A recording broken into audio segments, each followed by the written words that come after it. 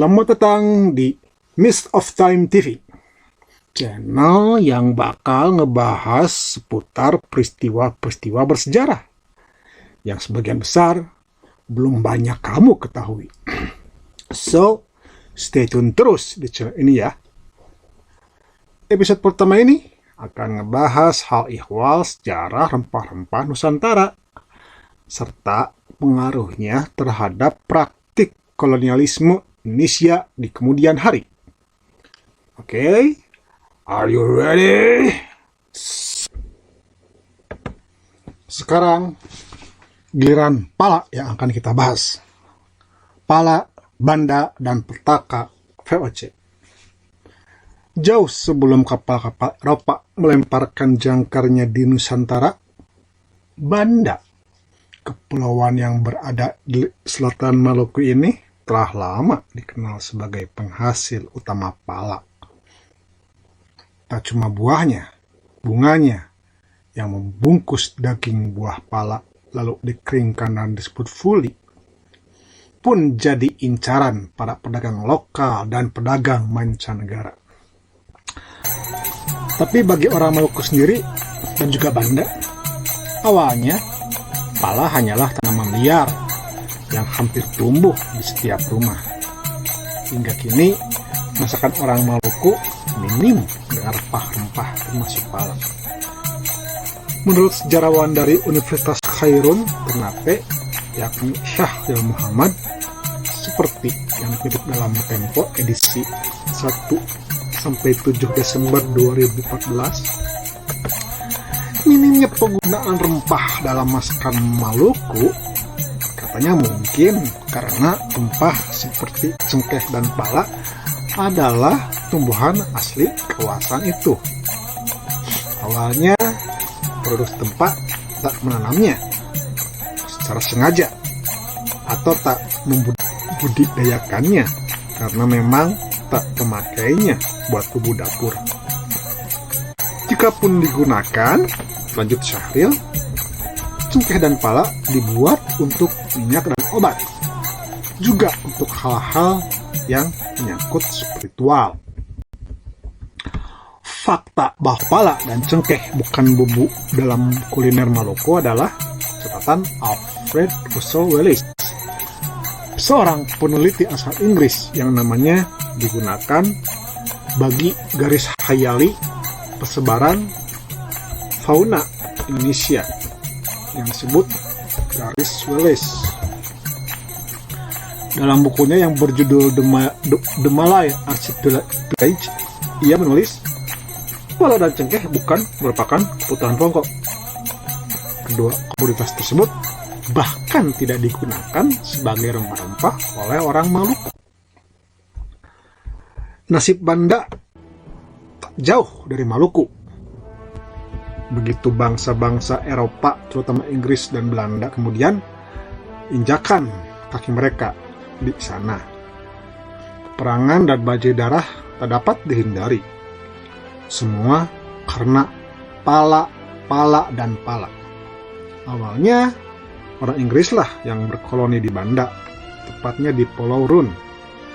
Sejak kedatangan mereka, orang Banda menerima mereka dengan persahabatan. Mereka lebih suka berbisnis dengan orang Inggris dalam hal pala ketimbang dengan orang-orang Belanda. Dan keberpihakan orang Banda kepada orang Inggris kelak melahirkan malapetaka bagi orang Banda. Suatu hari di bulan April 1908, Admiral atau Laksamana Peter Willemszoon Verhoeven dan beberapa orang Belanda hendak menemui sejumlah orang kaya. Angkel ini adalah sebutan bagi para pemilik kebun pala dan juga pengatur penjualannya. Bertemu sejumlah orang kaya guna membicarakan transaksi pembelian pala. Tapi bukannya negosiasi yang ada, mereka malah dihabisi secara tiba-tiba oleh penduduk setempat. Salah seorang pegawai VOC yang berhasil meloloskan diri dari pembantaian itu adalah Jan Pieterszoon Koen. Koen yang tak lain adalah sekretaris pribadi sang Admiral Peter Willemszoon Verhoeven tersebut curiga bahwa orang Inggris lah yang berada di balik peristiwa tragis dan sadis tersebut. Sakit hati memang susah diobati, kecuali dengan membalas dendaman. Begitu kira-kira yang ada dalam benak Jan Pieterszoon Koen jika mengingat peristiwa pembunuhan atas atasannya tersebut. Maka setelah Batavia berdiri tahun 1619, 2 tahun kemudian 1621, Koen yang telah menjadi gubernur jenderal VOC langsung memimpin armada VOC dengan 13 kapal besar, diikuti sejumlah kapal pengintai dan sekitar 40 jungku dan sekoci berlayar ke Banda. Koen membawa tentara sebanyak 1.600 orang Belanda yang diperkuat oleh 250 orang yang telah ada dahulu berada di Banda, dan diikutsertakan pula 300 orang Jawa yang berstatus narapidana dan sekitar 1.000 samurai tak bertuan alias Ronin Jepang serta sejumlah bekas mentah belian. Armada besar VOC ini tiba di Banda Neira pada Februari 1621. Dalam 1 bulan, seluruh pulau Lontor yang berada di selatan Banda berhasil diduduki oleh mereka.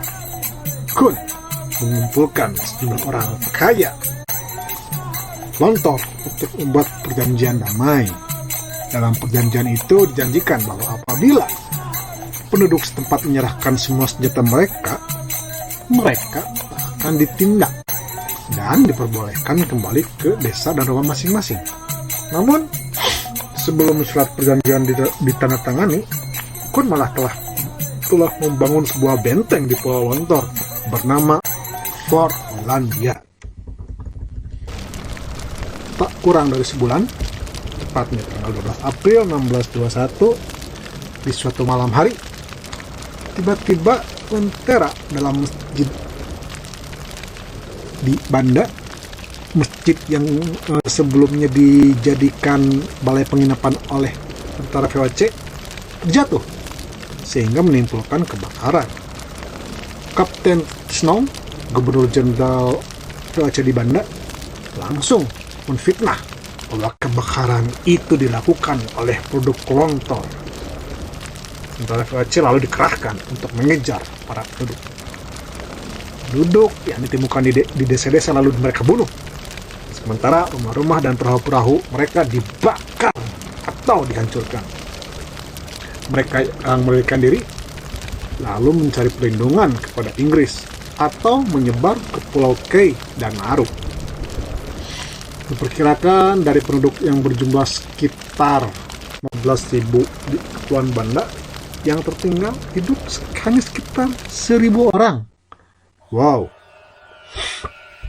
Sebulan kemudian, tanggal 18 Mei 1621, sekitar 44 orang kaya setempat dihukum mati di luar Fort Nassau dengan dipenggal oleh para samurai atau Ronin Jepang tersebut. Setelah itu, VOC mengklaim kebun-kebun pala di Banda dan Lontoir menjadi milik mereka. Koen pun lalu mengunjungi Pulau Ai dan memerintahkan pembangunan benteng di sana yang disebut Fort Revenge alias benteng balas dendam. Selain itu, Jan Pieterszoon Koen pun bermaksud menyerang Pulau Run, tapi niatnya dibatalkan karena tak jauh dari pulau itu terdapat sebuah kapal Inggris. Seminggu kemudian, tanggal 16 Mei 1621, Jan Pieterszoon Koen kembali ke Batavia, membawa tawanan dari Pulau Banda. Sementara itu, penanganan Pulau Lontoir beserta kebun-kebun pelanya diserahkan kepada Kapten Song. Pala rempah, banyak berkah. Sebuah benda begitu dinikmati banyak orang, tentu ada alasan-alasan yang penting. Ini pula yang terjadi pada pala. Pala banyak memiliki kegunaan, baik medis maupun dalam hal kuliner. Minyak pala mengandung minyak atsiri sebanyak 7 hingga 14%. Karenanya bisa dipakai sebagai campuran parfum atau sabun. Sementara buah pala bisa dipakai sebagai penyedap untuk kopi, kue, puding, dan bumbu penyedap masakan lainnya. Adapun buah pala dapat dijadikan bahan tambahan obat pengusir nyamuk. Dagingnya mengandung bahan nutrisi sehingga dapat dijadikan bahan dasar manisan sirup hingga permen. Dalam konteks kesehatan dan medis, minyak pala bisa meredakan masuk angin. Buahnya bisa meningkatkan nafsu makan, mengatasi asam lambung, menyehatkan otak, menyehatkan kulit, menormalkan tekanan darah, mencegah leukemia, meningkatkan sistem imun tubuh, serta mengeluarkan racun dari dalam tubuh, alias detox. Adapun rebusan buahnya mampu mengatasi insomnia.